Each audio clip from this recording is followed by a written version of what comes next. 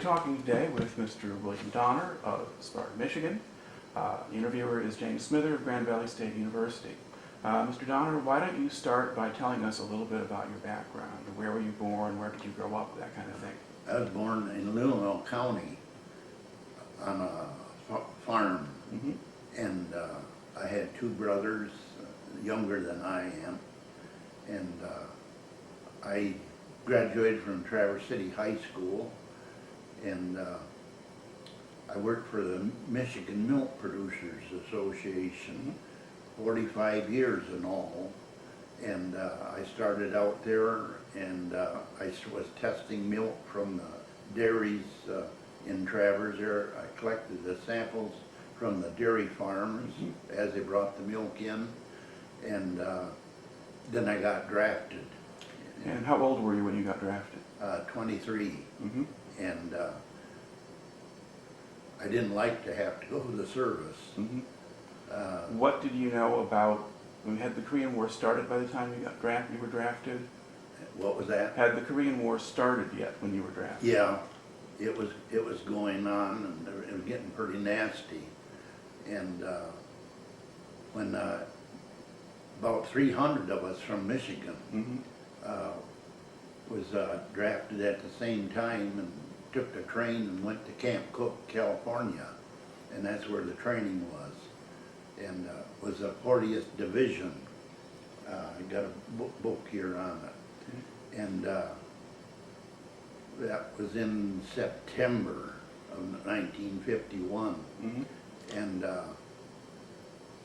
we took our basic training there, and in April we left, went to San Francisco on a boat, and went to Japan. Okay, before we move on, I just want to fill in a few things here. How long were you at Camp Cook about? From September to 1st of April. All right. And what did the training consist of for you at that point? Well, it was all military basics. But we was on a medical, I was in a medical outfit. And how did you get assigned to that? well, I don't know. I was testing milk, and they thought maybe I had some information or qualities to carry stuff on, but I didn't. And but I was classified as a medical aid man, and I never give a shot until the last 2 weeks I left the service. And what sort of, did they give you any kind of medical training or medical aid training at the time? Yes and no. Had us all in the groups there, and we had movies and that to look at, and wounded and that, and putting her pass out looking at them, you know. And we still had our duties as a guard, you know. We stood guard, and KP duties and all that kind of stuff. And but the medical end of it got more serious before we left, and there's some of the other guys had apparently more training in that, and filled in and took over more and less. And my duties become as a when we were organized over in Korea, I was in the evacuation end of it, which was located about 4.5 miles behind the lines, fighting line. And the sick and the wounded would come back to us, and then we would treat them and send them back to the front, or if they needed more help and more convalescing and that, we send them on back to Seoul, to the big hospital there. And I was in the evacuation end of it, to make up a load with the ambulance to go to Seoul. I don't know how many miles it was. It took 3 hours or more to travel to go there. And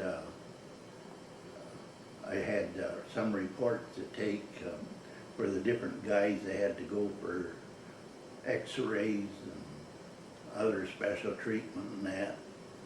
But some guys would go over it. Then they wouldn't go and do their thing. They was out looking for gals. Now we've gotten back ahead of ourselves here. Yeah. Let's go back to where you're shipping out from San Francisco then. You finished your basic training. Yeah. Well, we was leaving on the boat.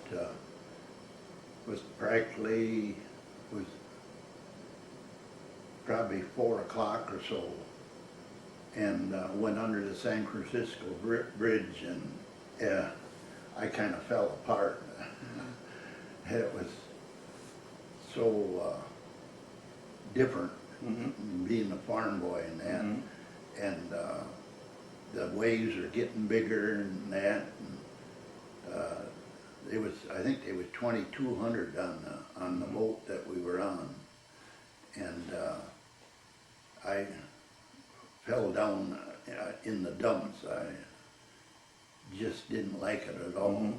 But we was on the boat, I think 8, 9, or 10 days to get to Tokyo, and there we was located broke up. I was in the 2nd platoon, and we went to the headquarters unit in Sendai. That's on the Honshu Island, and that was a former Army officers' camp. But yet it was just an old wooden barracks, and we had to stand guard for fire and that. They had large areas of water out in the yard. They'd hold probably 30,000 gallons or more of water, and they had carp, gold fish in there floating around, breeding there, and that was quite a sight to see. I saw goldfish, you know, small and what's called, but these were 15, 20 inches long, and but they use the water in case of a fire to fight that. And we had done a lot of walking, and we was on bivouacs, and we had us out in the ocean and on different boat units and climbing up onto the bigger cruisers and that, and getting that kind of training. But when we got to Korea, why we were broke up again, and we were in an area that was 4.5 miles behind the lines there, and it was kind of a protected area because the hills were so upright. You couldn't walk up them, you had to zigzag to go up, and they were so high there, and I had to stand guard there at times, and there was Korean bodies laying in the woods there. I understand the area had been, the lines had moved back and forth up to 7 times, and it disturbed me to see them bodies left there, and you kind of wanted to get closer to them, but I afraid that they might even be booby trapped or that, you know, and that. But in the evacuation in their way, we had the helicopter come in and pick up those that were wounded and more serious, and that, and I helped get that a-going. And there was a time there we had a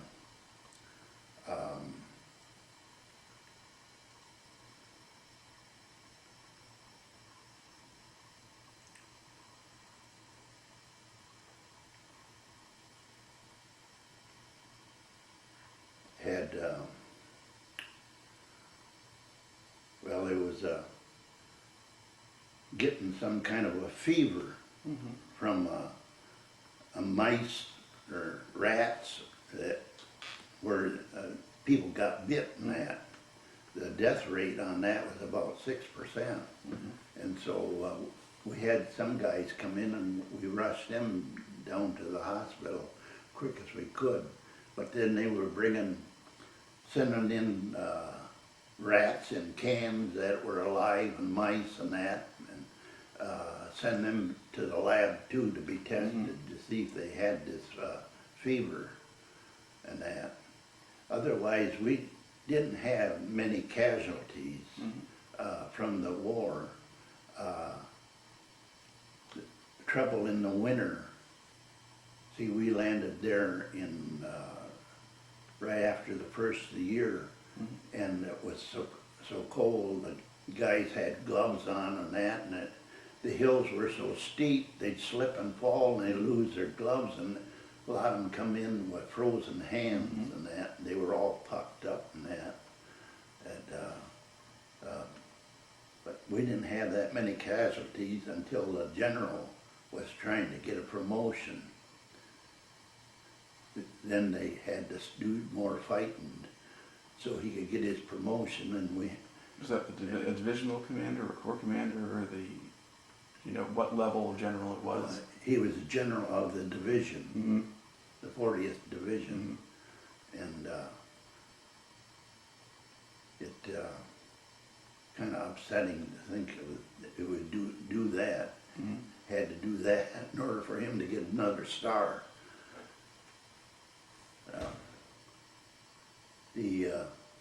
We moved 2 or 3 times or more. In one area, we was in a valley there, the temperature was about 115, and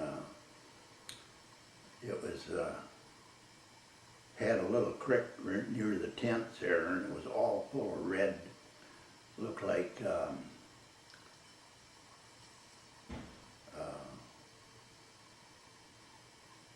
frog, what's them frog things? Tadpoles or tadpoles? Yeah. The creek was just loaded with them, and they would treat it, and then they'd all float down away and disappear, because they're afraid we might pick up something from them. And then we moved another time, and we was closer to a river, and when it rained over there, why, the river would all of a sudden rise, and had to be careful. There was Koreans, some Koreans had drowned, and some were brought to the medical unit we was in and tried to revive them and that. And it was quite a thing. Of course, the guys were go bathing out into the river, but they were naked. But the natives were walking up and down the side of the river looking at us and that. And then we started rotating from another location, but yet we was near a river. And before I got out of there, I took sick. I rode the ambulance with guys and patients down to Seoul, and I don't know, I got the diarrhea so bad when I got back. The guys treated me, and then they held me for 2 or 3 days and that, and to make sure I was going to be all right.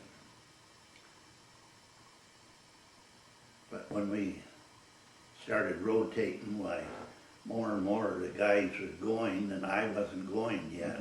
And then I had to do a little more medical duty. I had to give a guy a penicillin shot, and he had a circumcision. A lot of guys were circumcised before they went home. And do you have any idea why they did that? Well,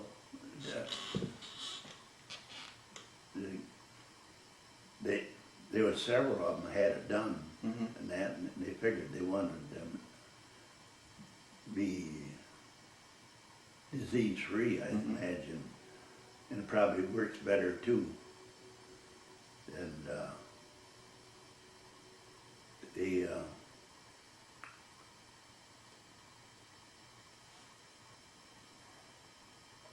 And did you see a lot of cases of venereal disease coming through? I mean, were there... well, I don't know. There were some guys find a gal and her daughter in some old cabin half a mile away from the camp or more away. They were lined up there and that. I didn't do anything like that. I kept my pants zipped. And but a lot of them thought it was fun. Mm-hmm. Yeah. Beyond that, what kind of contact did the people at your hospital have with the Koreans in the area? Well, they were helping them if they could, you know. Mm-hmm. A lot of them even done some KP duty for us and that. And a lot of them, I think, were come around us and asked for religious medals and that. Mm-hmm. And I had some because I was going through a change. I become a Catholic while I was in the service over in Sendai, Japan. Mm-hmm. And I had some medals with me, and I handed them out to them. And that, and oh, they were most thankful, and yet they were the very cheapest kind of medals that you need. And that. We had it was on a Sunday morning, they had 3 trucks coming down the road, and airplane coming, hit the middle one, and they claim it was our own airplane. Mm-hmm. It's sad to see that. Yeah, I was glad to start heading for home.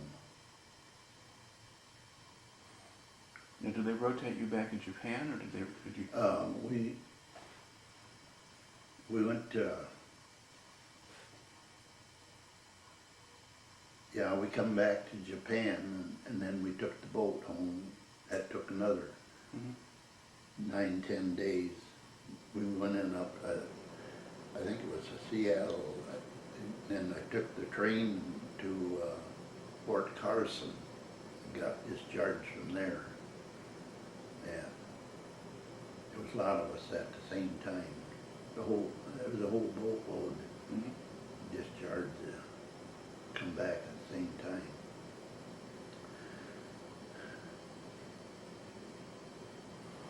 Okay. Now you list yourself as being part of something called the 115th Clearing Company. Yeah. What was that?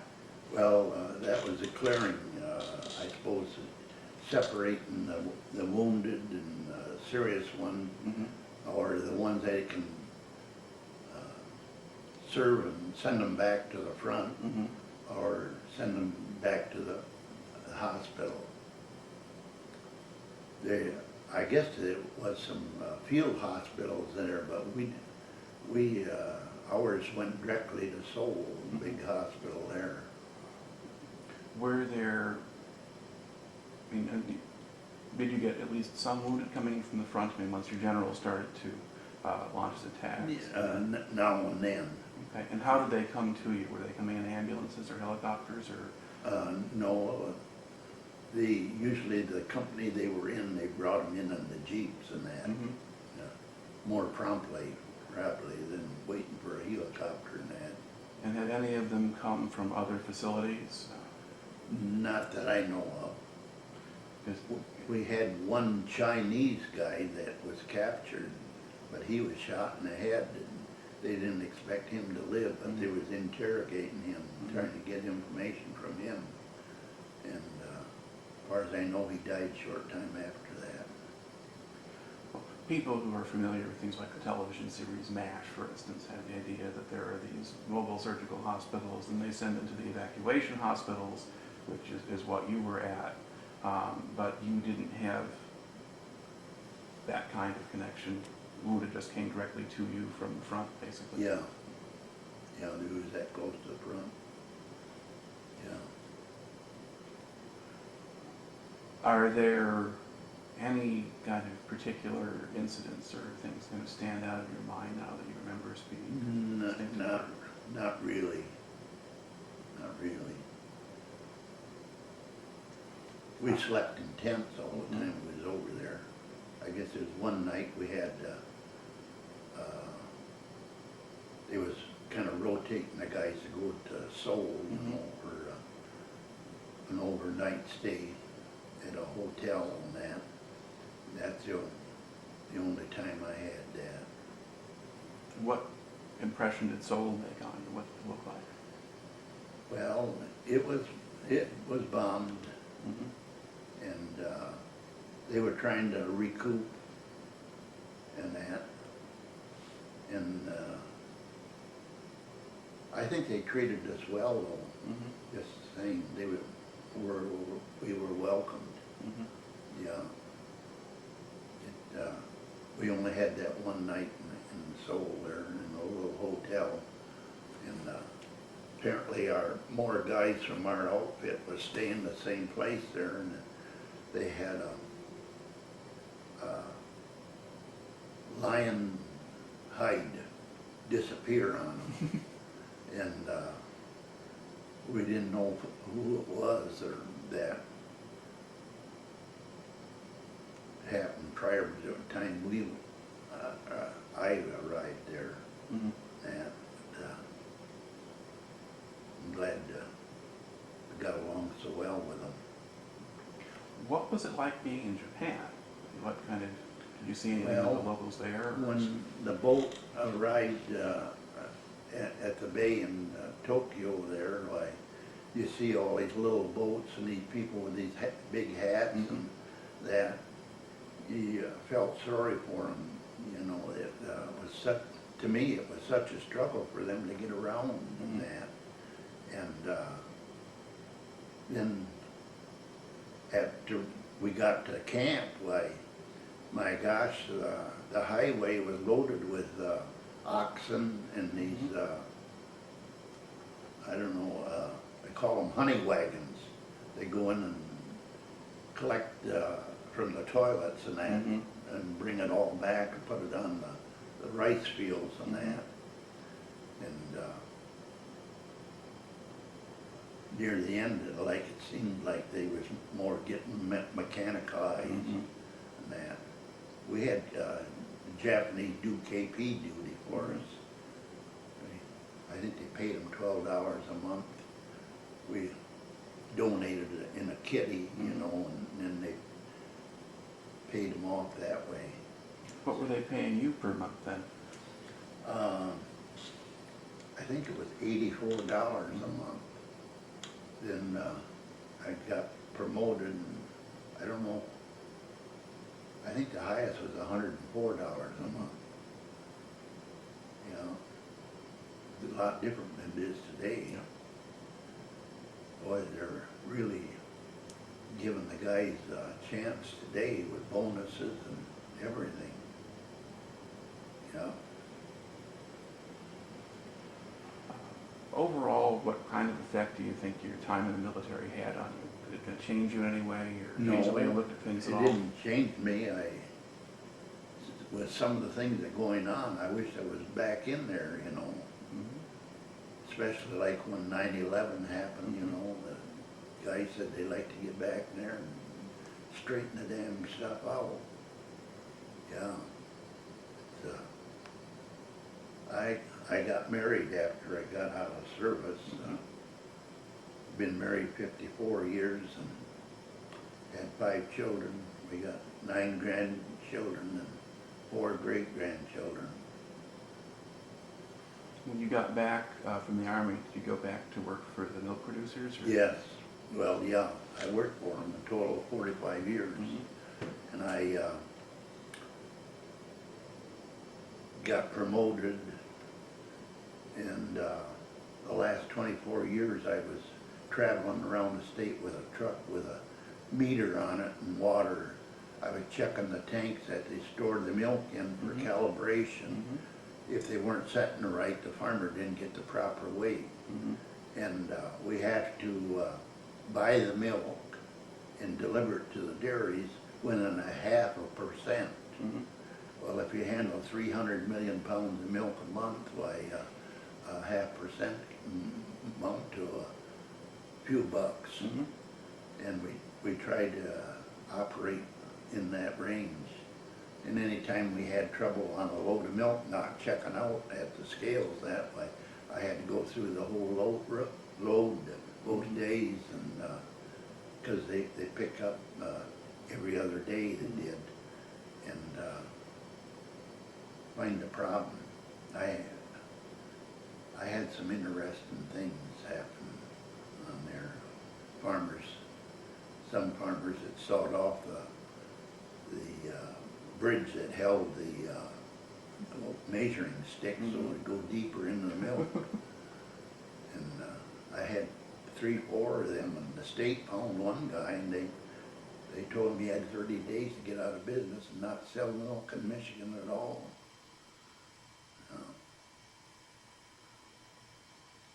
Yeah, I never made big wages. Worked for the farmers, you know. I kind of wished I had been a farmer. I was born and raised on the farm and that, but folks said there wasn't enough money in it for 2 families, so. And I'm glad I did what I did do. I stayed there 45 years. They treated me pretty good. Okay. Is there anything else you'd like to add to the story here? Or? Not really. Okay. No.